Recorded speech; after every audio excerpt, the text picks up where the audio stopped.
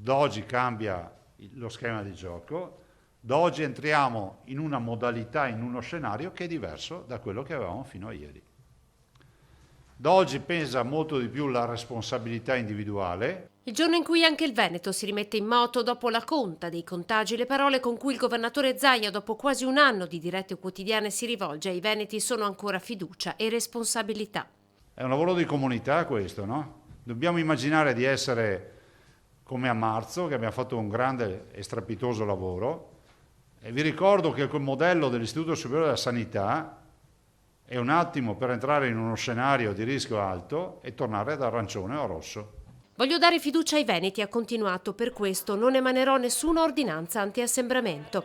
Con i 2.210 ricoverati negli ospedali veneti e 33.820 persone ancora positive, il Veneto si appresta a tornare ai numeri di marzo, dove negli ospedali erano ricoverate 2.068 persone.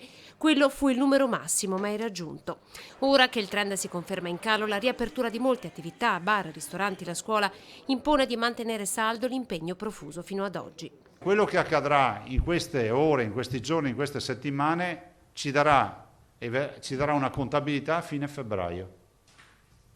Se riparte l'infezione, ripartiranno prima le aree non critiche, quindi i ricoveri ordinari, poi inizieranno a impennarsi le terapie intensive. E proprio per le scuole in queste ore sarà inviato al Comitato Tecnico Scientifico Regionale il piano per i test a campione per le classi superiori per monitorare l'andamento del virus.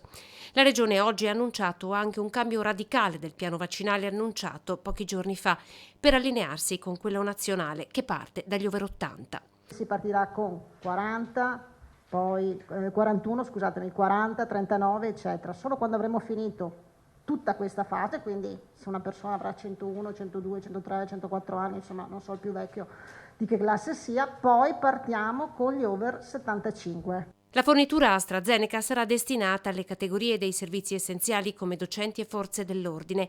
L'obiettivo del Ministero, che dovrebbe chiudere l'accordo in una settimana, è affidare questo ciclo vaccinale a medici di medicina generale e farmacie.